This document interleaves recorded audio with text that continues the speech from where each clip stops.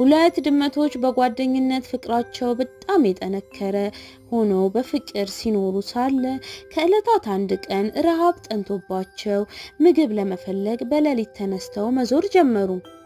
ከዛም ወዲህና ወዲህ ሲንከራተቱ ከአንድ ባለጸጋ ቤት ደረሱ።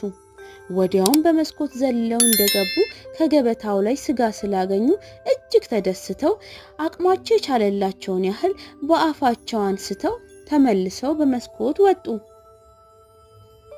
ከዚያም በኋላ አንደኛው ድመት የያዘውን ምግብ ከሌላኛው ድመት እጅግ የበለጠ ነው። ጥቂት ደግሞ የያዘው ድመት የያዘውን አየና አዘነ።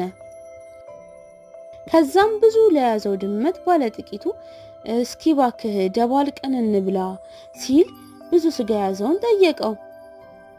ብዙ ስጋ ያዘው በምን ምክንያት ደባልቃለሁ አልፈልግም ሲል የንቢታ ቃሉን መለሰለት። በዚህ ምክንያት ፍቅራቸው ሁሉ ቀረና ተጣሉ። በጥፍራቸው መቦጫጨር ጀመሩ። ጠባቸውም የበረታ ሆኖ መተናነቅ ላይ ደረሱ።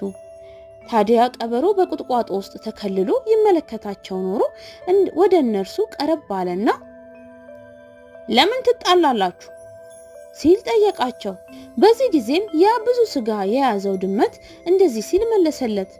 ጌታው ቀበሮ ይህ ጓደኛዬ እኔ በደረቅ ውድቅት ሌሊት ነፍሴን ሸጬ ያመጣሁትን ስጋ አብረን ተካፍለን እንብላ አለኝ። እሱ ያመጣው ትንሽ ነውና ለየብቻችን እንብላ ብለው እንቢ ብሎ በዚህ ሆኖ ተጣላ ነው አለው። ደግሞ በተራው ባላነስተኛው እሳ አንተ ብሎ ቢጠይቀው የበለጠውን ነጥቆ ወሰደና አላበላህም በማለቱ ነው የተጣላ ነው ሲል መለሰለት። ቀበሮም ክርክራቸውን በዝርዝር ካዳመጠ በኋላ ሰማችሁኝ እንግዲህ የዚህ ቀበሌ ዳኝነት የኔ ነውና ኑ በስርዓት አይላችኋለሁ ብሎ ከዛፍ ስር ሄዶ ተቀመጠ። ቀጥሎ ይህንን የተጣላችሁበትን ስጋ ለማከፋፈል መመዘን ስለሚያስፈልግ ሚዛን አምጡ አላቸው። እነርሱም በታዘዙት መሰረት ፈልገው አምጥተው አቀረቡለት። አቶ ቀበሮም ያንን ስጋ ከሚዛኑ ላይ ቢያደርገው ያንደኛው ወገን መብለጡን ተረዳው። ስለዚህ ዳኛ ነኝ አስተካክላለሁ በማለት ከዚህም ላይ ጎረሰለት። ግን ሚዛኑን ቢመለከተው እንደ ድሮ ሆኖ አገኘው። ሊቀንስ አልቻለም።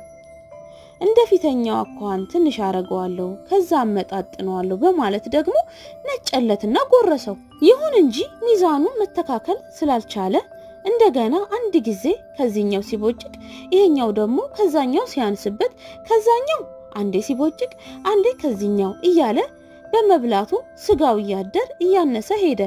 ከዚህ በኋላ እነኛ የተጣሉ ድመቶች ጨርሶ ሊበላባቸው መሆኑን ስለተረዱ ጌታው ቀበሮ እንግዲህ ዳኝነትህን አየነው ስጠንና እኛው ተስማምተን እንበለዋለን አሉት።